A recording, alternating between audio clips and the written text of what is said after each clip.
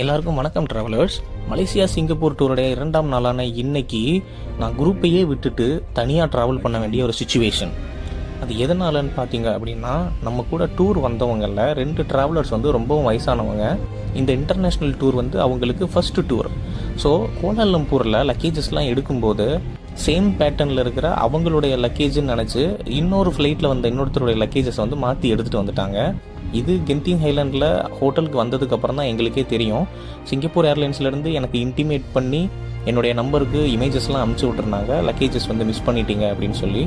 After that அந்த Malaysian ஏர்லைனில் வந்த luggage அவங்களும் கம்ப்ளைண்ட் ரைஸ் பண்ணதுனால 2 டேஸில் நீங்கள் லக்கேஜஸை ரிட்டர்ன் பண்ணணும் அப்படின்னு சொன்னதுனால வேறு வழியே இல்லாமல் அவங்களுக்கு பதிலாக டூர் மேனேஜராக நான் ஒரு அக்னாலேஜ்மெண்ட் லெட்டர் வாங்கிட்டு டேரெக்டாக கோலாலம்பூர் ஏர்போர்ட்டுக்கு போயிட்டேன்.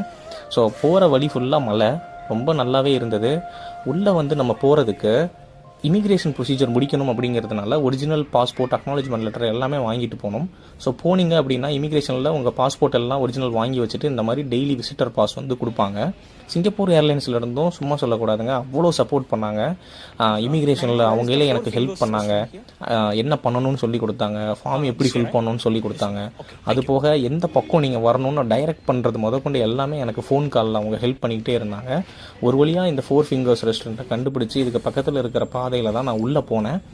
என்னுடைய செக்யூரிட்டி எல்லாம் முடிச்சுட்டு அவங்க லக்கேஜஸை எடுத்துகிட்டு டேரெக்டாக உள்ளக்க போயிட்டேன். ஸோ சிங்கப்பூர் ஏர்லைன்ஸில் போய் கேட்டதுக்கு ஃபஸ்ட்டு அந்த லக்கேஜை மலேசியா ஏர்லைன்ஸில் ஒப்படைச்சு ஒரு அக்னாலேஜ்மெண்ட் லெட்டர் வாங்கிட்டு வாங்க, அதுக்கப்புறம் தான் உங்கள் லக்கேஜை ரிலீஸ் பண்ணுவோன்னு சொல்லிட்டாங்க. மறுபடியும் அங்கேருந்து நேராக மலேசியா ஏர்லைன்ஸை நோக்கி நடக்க தொடங்கிட்டேன். ஸோ மலேசியா ஏர்லைன்ஸோட பேக்கேஜ் சர்வீஸ் போனதும் அங்கே இருக்கிறவங்ககிட்ட இந்த மாதிரி இன்சிடென்ட் பற்றி சொன்னதும், இந்த மாதிரி இனிமேல் நடக்காமல் பார்த்துக்கோங்க அப்படின்னு சின்ன கண்டிப்போட அவங்க பேக் ரிட்ரைவ் பண்ணிக்கிட்டாங்க.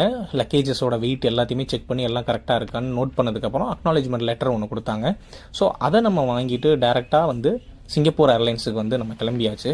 ஸோ ஒன்ஸ் நான் சிங்கப்பூர் ஏர்லைன்ஸ் போய் அந்த அக்னாலேஜ்மெண்ட் லெட்டர் கொடுத்ததும் அவங்க நம்மளுடைய லக்கேஜஸை வெரிஃபை பண்ணி செக் பண்ணிக்கோங்க அப்படின்னு கொடுத்தாங்க.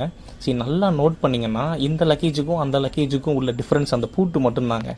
Same safari, same pattern luggage. அவங்களும் ரொம்ப வயசானவங்கன்றதுனால லக்கேஜஸை மாற்றி எடுத்துகிட்டு வந்துட்டாங்க. ஸோ வேறு வழி இல்லை, அவங்களுக்கும் புரியலைங்கிறதுனால நான் தான் அவங்களுக்காக வர வேண்டியதாக இருந்தது.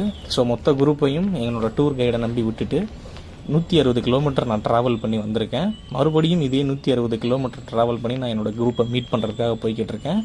நம்மளை ஃபாலோ பண்ணி வச்சுக்கோங்க மக்களே. நன்றி.